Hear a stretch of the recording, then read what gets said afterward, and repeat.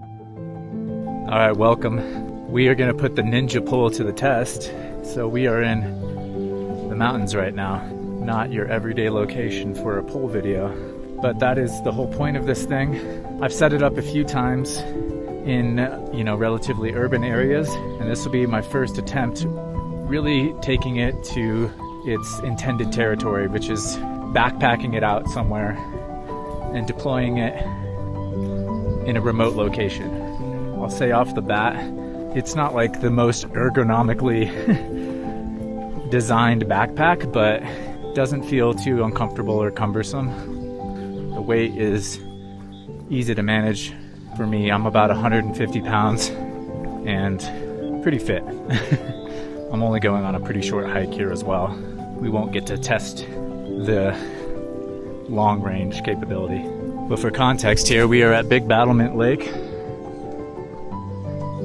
on the Grand Mesa. And I have a spot in mind up here. I kind of like the look of this location, but there will be no trees around, so we'll see how the anchor goes in. One of the things I already know about this ninja pole setup is that it is much easier to screw the bolts into the ground with like a socket wrench set or even a crescent wrench to get leverage. The little tool that comes included in the kit is just not really that good. It's good if you're trying to save weight, maybe, and as long as we can get into the ground, luckily we actually had pretty significant rain. It's interesting, already I'm starting to think about all these new things. The softness of the dirt is going to be a huge factor. There's also a lot of rocks up here, so I'm going to do a test screw, and depending on how that goes, we might have to move locations, because if I can't get a solid anchor point into the ground, then unfortunately this would not be viable unless I can tie some stuff around these boulders, but they also do not look like the easiest anchor points around here. It's just mostly flat rocks, On the one hand, you have a whole new world opened up to you with the ninja pole, but you're still limited to a degree by what kind of anchors you can create. Let's do a test anchor right now, actually, and see how it goes, because this is kind of the moment of truth. Uh-oh. Let's try a little bit lower, see if this is better. Oh, man. Now they do go in at sort of a 45, so you don't have to go straight down. Okay, look, this one's going all the way in. Feel bad walloping these flowers here, but that looks like it's gonna go. So we should be good. We'll get to work here setting up. It takes me about 45 minutes sometimes to set this thing up. I actually think that the screw anchors are easier than dealing with trees, so hopefully we'll get that down to half an hour today. But you just have to be pretty specific about where you want to deploy as well. I think this little zone right here, I'm gonna have to maybe kick some of these cow pies away, but this looks like a good spot where there's enough sort of flat, soft ground, not too many rocks in this little area to make it safe, obviously, and fun to play the pool. I've set this up probably 3 times before this, and I'll tell you right now that every time it gets a little better, but every time I open the bag, I'm like, oh yeah, what does that do? Oh yeah, now I remember. Let's get the base installed first. So there's a little bit of wiggle room with your base in terms of making adjustments after it's placed, but for the most part, it's just gonna be wherever you put it, and that's kind of it. So you want to be pretty deliberate and intentional about wherever you set the base. And you need to be aware sometimes about the angle. In this particular occasion, I don't think I need to worry about it too much because it's relatively flat, but sometimes I'm like gonna need to angle it in one particular direction, right? This is actually working great so far. The ground is just soft enough where this is relatively easy. It's actually one of the easier places I've screwed so far. Sometimes the ground is really packed, and to get it started is a lot more difficult than this. In fact, this ground is so soft, it's actually having a hard time biting in some areas. So it's just kind of twisting in place rather than screwing down. So you have to apply extra pressure to get it to bite. But already we're in business there. And already I'm getting hot. When in doubt, I think always consult the instructions. So now we're ready to start putting on the first segment here. And then you kind of tighten this bolt just to the point where you can get it to stand on its own. Doesn't have to be perfect because you're going to make an adjustment either way. You want to be pretty deliberate about making sure there's no dust in here when you join these segments together. So then we add the mount to the very top. First you put this like washer on.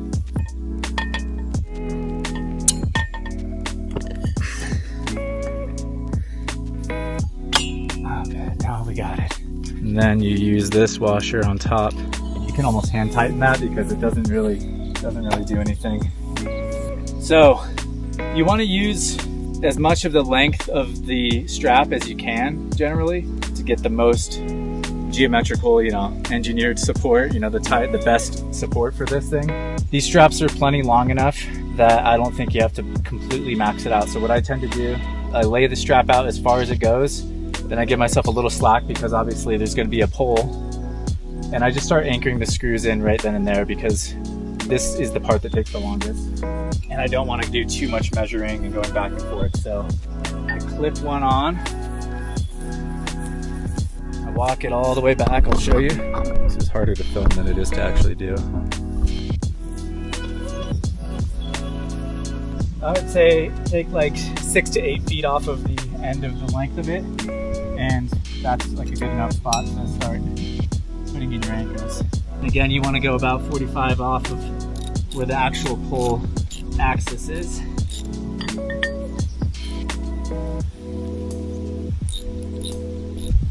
I find that these go in a lot better if you don't like ratchet, but you just do one continuous turn if you can, if there's room. And do your best to, as you're walking it back, like flatten out the strap, because even a half turn is going to mess with you.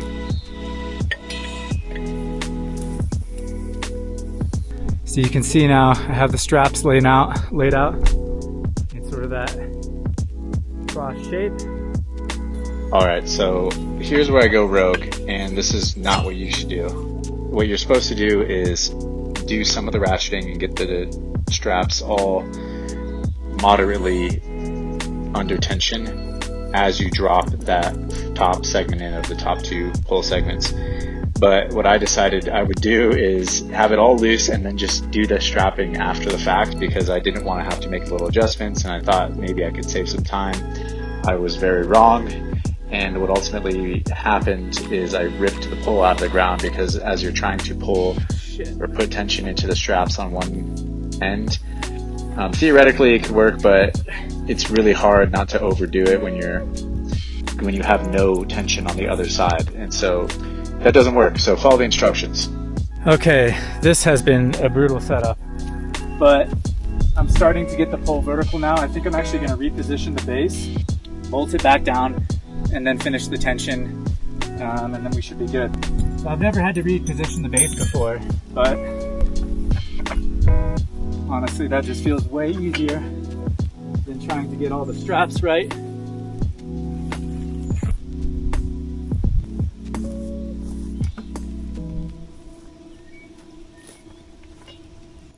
And the rest we can probably just do with a little tension.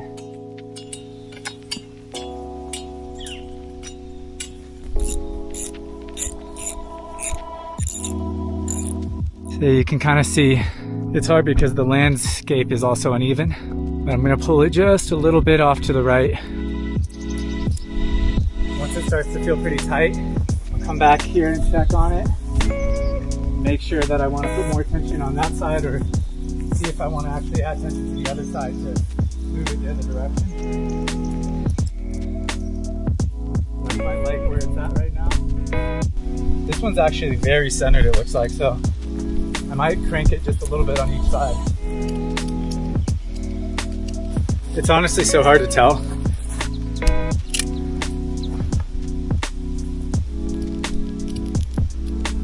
Okay, I think it feels good.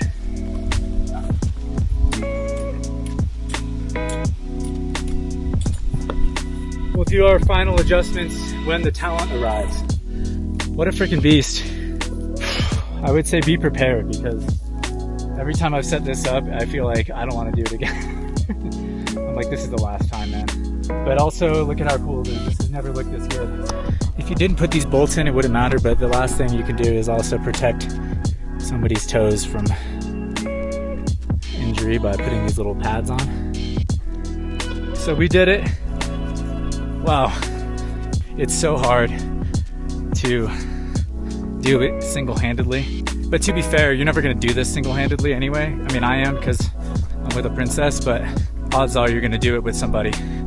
Have somebody to stabilize the pole while you're putting tension, the initial tension into the straps. And honestly, it's not that bad. Any other pole would never be here. Like, I would never drag the heavy, stage pole all the way up here.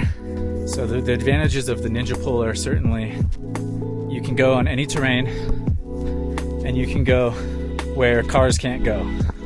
And you don't have like a platform underneath you. So one of the things that I found out is I'm not a pole athlete or anything, but I was able to try a flyway off the pole in the Ninja pole setup, because it has a really high, first of all, it's really tall, so I can get up nice and high and have plenty of room to flip, but also because there's no edge underneath this, for a stage, and there's no feet sticking out, it feels pretty safe to go ahead and just huck stuff a little bit more readily. And I earned these electrolytes, that's all I can say.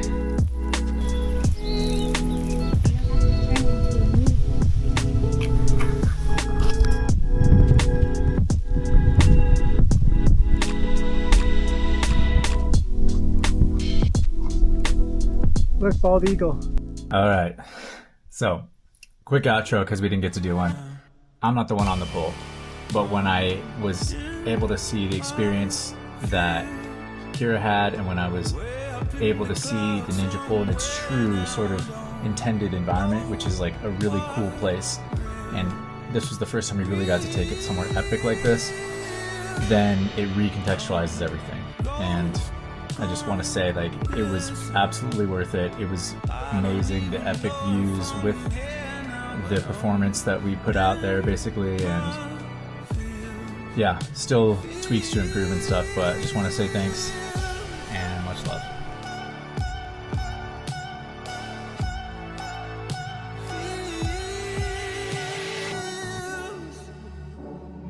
Now you got me lost in emotion.